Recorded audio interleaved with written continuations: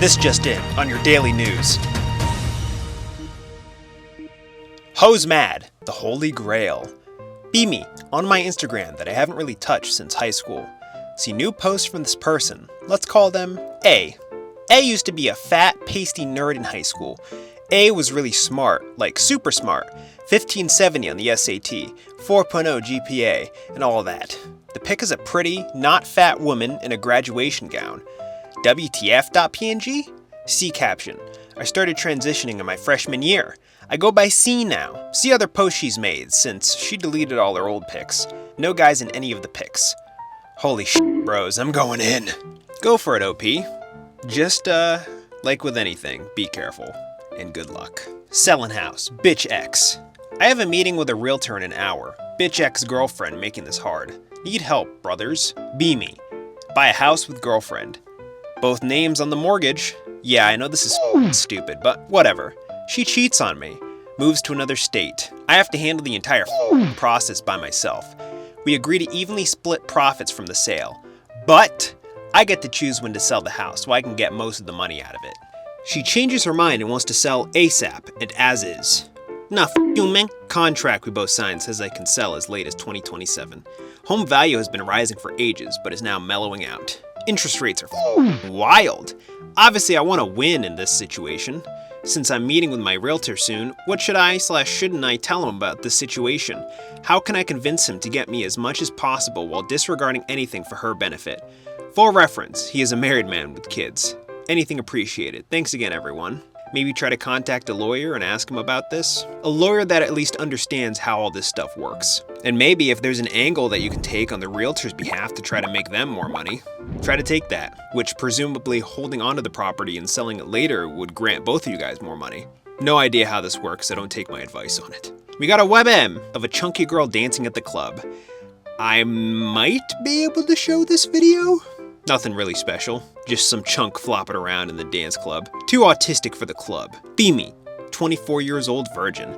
Normie friends convince me to go to the club. At the club. Get nervous. Inside. Sensory overload. Music is too loud. Too many people. Ass and jiggling everywhere. Freds drag me to the dance floor. Mature drunk Latina is grinding her ass into me. Grabs my hands and puts them on her massive tits. Panic kicks in. I turn around and leave her and my friends on the dance floor. Go out the club. Drive home. Friends call me because I was the driver of the evening. Ignore the calls. Get home and fat myself to sleep. This was 2 weeks ago. Friends ask me if I'm gay and what is my problem. One friend got the number of the woman I was dancing with. Apparently she is some single mom that he is now on a regular basis. The feeling of regret grows stronger every day. You know what, bros? I think the normies might be right. Maybe it's not society, but us who are too to get. You just got nervous, OP, and couldn't handle it, and you had to bail. There's nothing wrong with that. If this is something that causes regret, try to put yourself in more situations like this, and try to react accordingly next time. Best way to grow the confidence is to improve yourself and keep failing, and eventually the failure will turn into success. Failure is not the right word here. It's this thing I like to say. A failure is someone who gives up. A loser is an impending winner, because in order to win, you have to lose. Again and again. Try again, OP. Don't be too hard on yourself. Single mom, instead of being a mother, she is still a Latina. Call ICE on her. Go to club. Hump girls because that's what everyone else is doing. Feel bored and wish I was in my room on 4chan.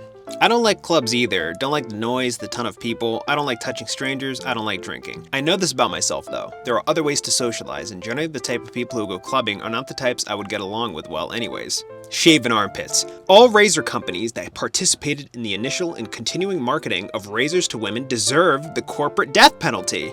Gotta reply to that. Someone did their homework. Lamau. Beamy. Get fever. Don't do anything for 3 days, losing 1 kilogram a day. Damn. Haven't shit in days. Day 5 of fever.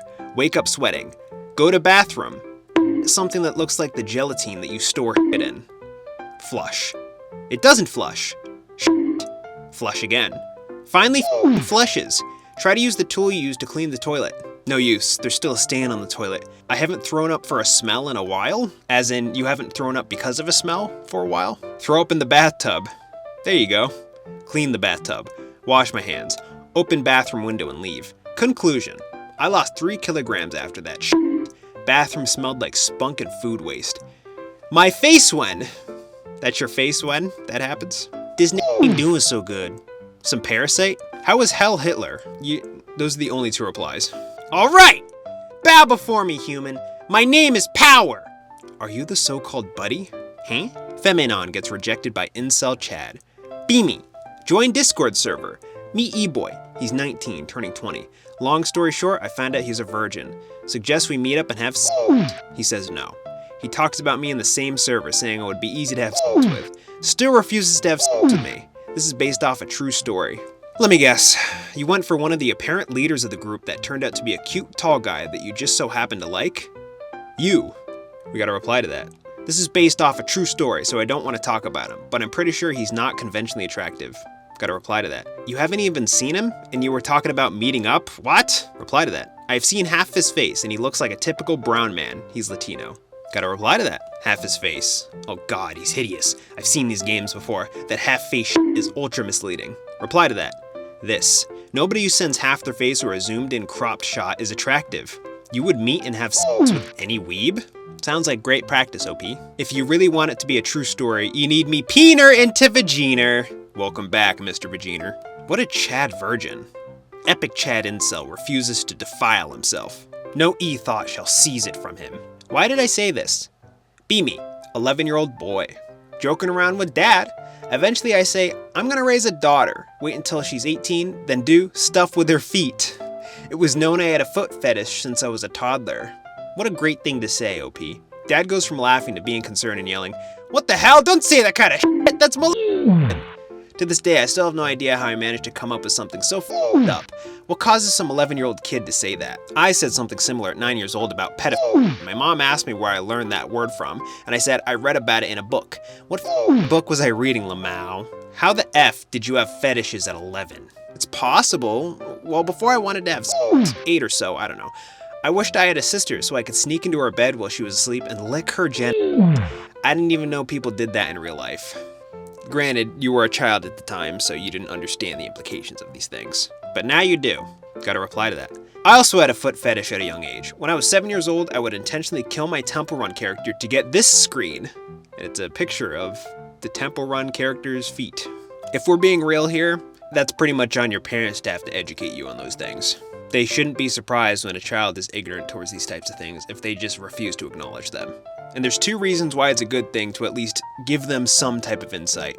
1, so they know what is and isn't bad. And 2, if you give kids some type of context to this type of thing, they're able to understand at an earlier age whether or not they're being taken advantage of, which will allow them to react accordingly and get the right people in trouble and to avoid any type of trauma that reverberates until adulthood. You don't gotta fill in the child entirely, you just gotta give them some context so they understand what is going on.